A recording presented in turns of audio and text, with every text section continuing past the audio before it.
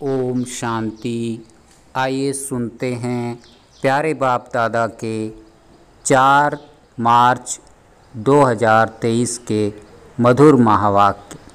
मीठे बच्चे, तुम रूहानी यात्रा पर हो। तुम्हें देह का भान और पुरानी दुनिया को भूल वापस घर चलना है। एक बाप की याद में रहना है।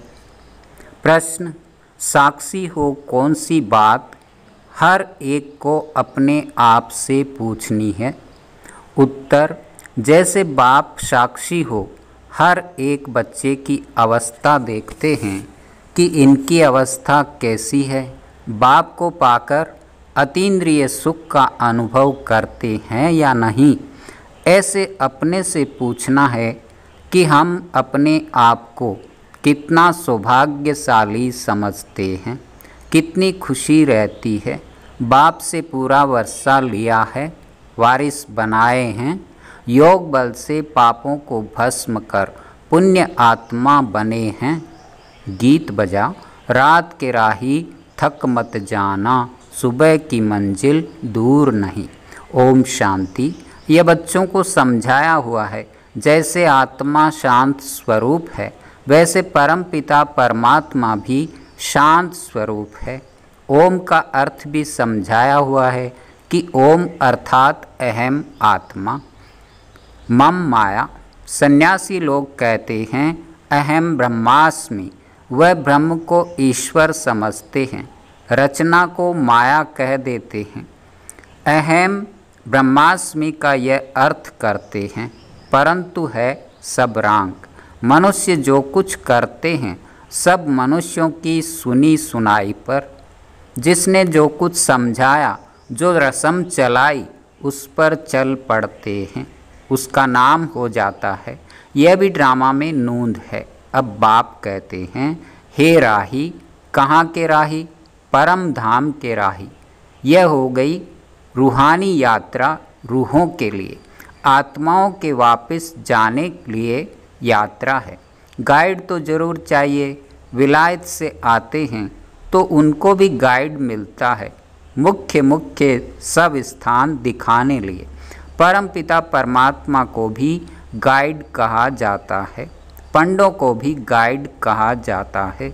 तो बाप कहते हैं, बच्चे अब मैं आया हूँ तुम बच्चों को वापस ले जाने। कितनी फर्स्ट क्लास यात्रा है, जिसके लिए भक्त लोग आधा कल्प से भक्ति करते आए हैं। कहते हैं, आओ हमको अपने परम धाम में ले चलो। वह जिस्मानी यात्राएं हैं अनेक प्रकार की। कितने जिस्मानी पंडे हैं, रूहानी पंडा एक ही है। उन्होंने फिर पांडव सेना, शक्ति सेना दिखाई है। लड़ाई की तो बात नहीं है, बाप बेट समझाते हैं। हे मीठे बच्चे, पहले तो यह निश्चय होना चाहिए कि बरोबर यह बाप है। तुम्हारा बुद्धि योग बाप के पास जाना चाहिए। बाबा आया हुआ है हमको वापस ले जाने लिए। यहाँ यह है दुख धाम, पतित दुनिया नर्क। हेल नाम तो है ना, गाते भी हैं लेफ्ट फॉर हेवनली अबोर्ड। जरूर कोई नई चीज़ है, मनुष्य जानते नहीं, सिर्फ कह देते हैं। रस्म रिवाज जो चली आई है सो कह देते हैं। फलाना ज्योति ज्योत समाया, अर्थात आत्मा परमात्मा बन गई। यह नहीं जानते कि ड्रामा है। आत्मा इमॉर्टल है। उस अविनाशी आत्मा में 84 जन्मों का पाठ भरा हुआ है। परमात्मा में भी पाठ भरा हुआ है। इसको कहा जाता है ड्रामा की कुदरत। परमात्मा से भी तुम पाठधारियों का तो और ही जास्ती पाठ है। वह तो है क्रिएटर डायरेक्टर। तुम जो देवी देवता बनते हो, उनका सबसे जास्ती पाठ है। आदि से अंत तक तुम्हारा पाठ है। सतयुग त्रेता में तो बाप का पाठ है नहीं, वहाँ बाबा को कुछ भी करना नहीं पड़ता। इस समय मैं बहुत सर्विस करता हूँ। तुम बच्चों को भी और भक्तों को भी राजी करना पड़ता है। भक्तों को साक्षात्कार होता है तो वह समझते हैं बस हमने ईश्वर को पाया। भक्तों का नाम कितना है, वह है भक्तमाला और यह है रुद्रमाला। ज्ञान माला में भक्ति नहीं है, वह तो ज्ञान सागर से धारण कर भक्तों का भी उद्धार करते हैं, उन्हों की ही फिर रुद्रमाला बनती है। अब तुम बच्चे समझते हो हम रूहानी यात्रा पर हैं, गृहस्थ व्यवहार में रहते याद बढ़ानी है। वह है बहुत स्वीट चीज़, बाप रचता भी है, बच्चों को क्रिएट करते हैं, ब्रह्मा मुख वंशावली बनाया है। सब कहते हैं हम शिव बाबा के बच्चे हैं, फिर डायरेक्शन मुख्य देते हैं कि मन मना भव।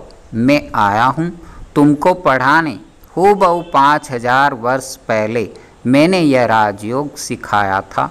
मैं निराकार आत्माओं से बात करता हूँ, तुम अपने आर्गन्स का आधार लेते हो, मैं इनके आर्गन्स का आधार लेता हूँ। अब तुमको वापस जाना है, इसलिए पुरानी दुनिया को भूलना है। इसको ही संन्यास कहा जाता है। पहले पहले तो निश्चय करना है मैं आत्मा हूँ, देह नहीं। इस देह का भान भूल जाना है, पुरानी दुनिया को छोड़ना है। अब मैं वापस लेने आया हूँ, तो मेरी श्रीमत पर चलो।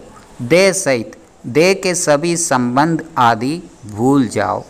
एक बाप को याद करना है, मेहनत बिगर कोई बादशाही थोड़ी मिलेगी, विश्व का मालिक बनना है।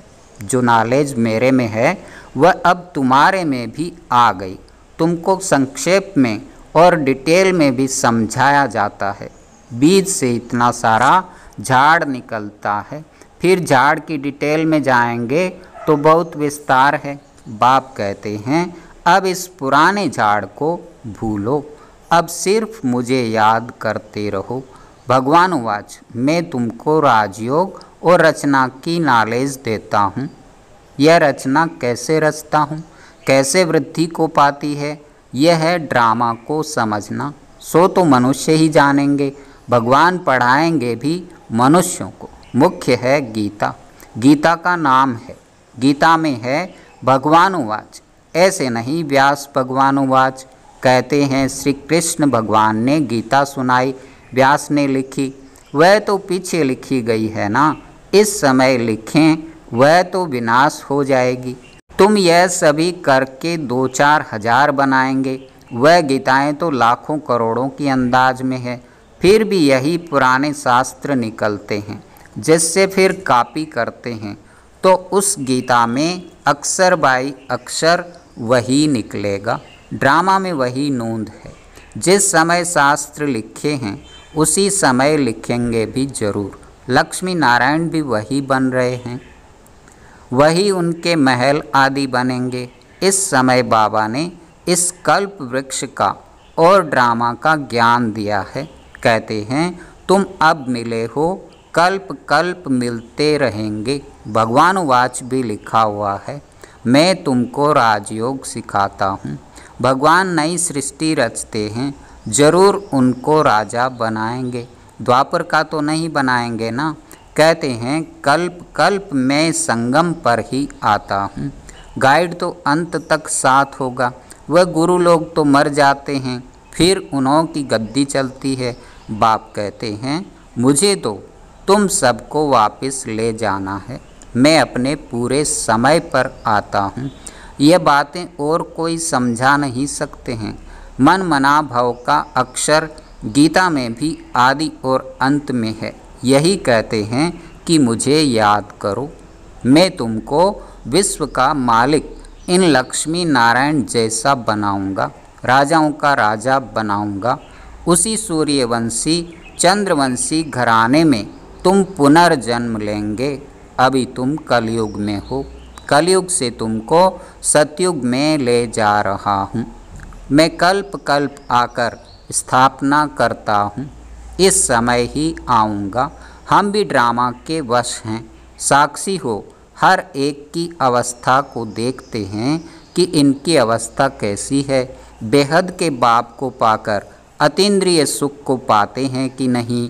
हर एक अपनी दिल से पूछे, हम अपने को कितना सौभाग्यशाली समझते हैं। बाप के बच्चे बने हैं तो बाप से पूरा वर्षा लिया है। ऐसे भी नहीं बाबा सबको लक्ष्मी नारायण बनाएंगे। यह पढ़ाई है, जितना जो पुरुषार्थ करे। स्कूल में पढ़ा जाता है तो एम ऑब्जेक्ट रहती है ना। तुम जानते हो हमें 5000 वर्ष पहले मुआफिक हूबहू बाप आकर राजयोग सिखला रहे हैं। भगवान उवाच, मैं तुमको पतित मनुष्य से पावन देवता बनाता हूँ। गार्ड पढ़ाते हैं तो ज़रूर गार्ड गार्डेज बनाएंगे ना। जैसे बैरिस्टर बनाते हैं। भक्ति मार्ग में भगवती भगवान कहते हैं, परंतु है देवी देवताएं। आदि सनातन देवी देवता धर्म कहा जाता है। तुम जानते हो कैसे बाप आकर हमको पढ़ाते हैं। मुख्य एम ऑब्जेक्ट भी बुद्धि में है। चक्र तो बुद्धि में फिराना ही है।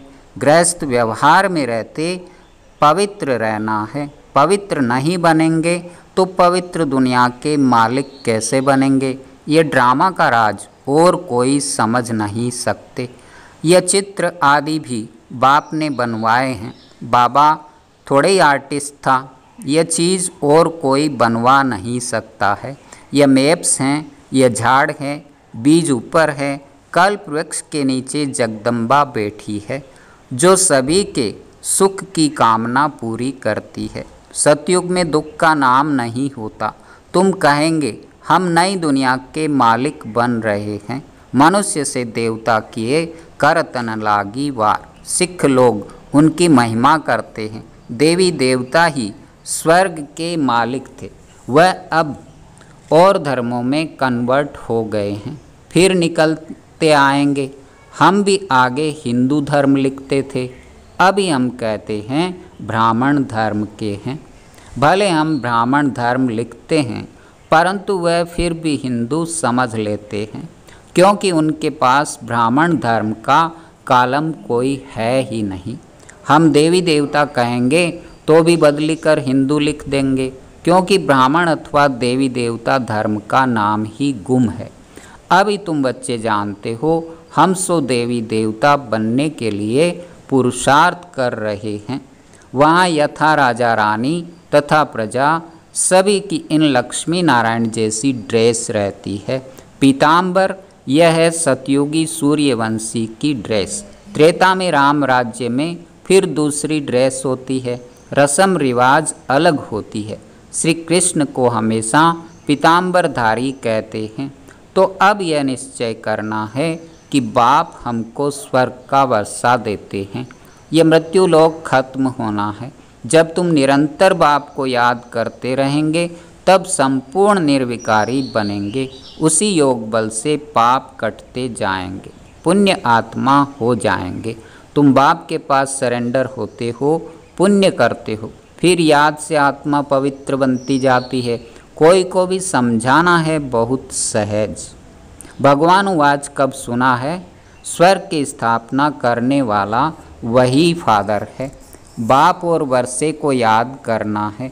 महाराजा बनने चाहते हो तो बताओ तुमने कितनी प्रजा बनाई है। ऐसे बहुत लिखते हैं कि फलाने ने हमको दृष्टि दी, तीर लग गया। प्रजा बनाने और वारिस बनाने की मेहनत करनी पड़े। प्रजा तो बहुत सहज बन जाती है, फिर गद्दी पर कौन बैठेंगे? वह भी मेहनत कर बनना है। माया जीत जगत जीत बनना है। माया से हारे हार है। बाप से शक्ति लेनी है। यह मेहनत तुम बच्चों को करनी है। कोई भी बात में मूझते हो तो पूछते रहो। बाप पढ़ाते हैं तो इसमें कोई संशय नहीं आना चाहिए। अनेक प्रकार के संकल्पों के तूफान तो आएंगे। बुद्धियोग तोड़ने की कोशिश करेंगे, तूफान लगेंगे, माया खूब हैरान करेगी। फिर कहेंगे यह तो माथा ही खराब हो पड़ा है, जो बीमारी आदि कभी हुई नहीं सो अब होती रहती है। विघ्न बहुत आएंगे, इसमें कमज़ोर नहीं बनना है। अच्छा, बाप दादा मीठी मीठी मम्मा का सिकिल दे बच्चों प्रति याद प्यार और गुड मॉर्निंग। रूहानी बाप की रूहानी बच्चों को नमस्ते। हम रूहानी बच्चों की रूहानी बाप दादा को याद प्यार, गुड मॉर्निंग और नमस्ते। धारणा के लिए मुख्य सार। पहला, बाप ने जो फर्स्ट क्लास यात्रा सिखलाई है उस रूहानी यात्रा पर रहना है। श्रीमत पर देह सहित सब कुछ भूलना है। दूसरा, कभी भी माया के तूफानों में कमज़ोर व संशय बुद्धि नहीं बनना है। किसी भी बात में मूझना नहीं है। वरदान, सदा भरपूरता की अनुभूति द्वारा टेढ़े रास्ते को सीधा बनाने वाले शक्ति अवतार भव। सदा शक्ति के गुणों के, ज्ञान के, खुशी के खजाने से भरपूर रहो तो भरपूरता के नशे से टेढ़ा रास्ता भी सीधा हो जाएगा। अगर खाली होंगे तो खड्डा बन जाएगा और खड्डे में गिरने से मौज आएगी। जो कमज़ोर और खाली होते हैं उन्हें संकल्पों की मौज आती है। शक्ति अवतार अर्थात टेढ़े को सीधा करने का कॉन्ट्रैक्ट लेने वाले। ऐसा कॉन्ट्रैक्ट लेने वाले कभी यह नहीं कह सकते कि रास्ता टेढ़ा है। अगर कोई गिरते हैं तो अटेंशन की कमी है या बुद्धि भरपूर नहीं है। स्लोगन, रुहाब को धारण करने वाले ही रूहानी गुलाब हैं। ओम शांति, ओम शांति।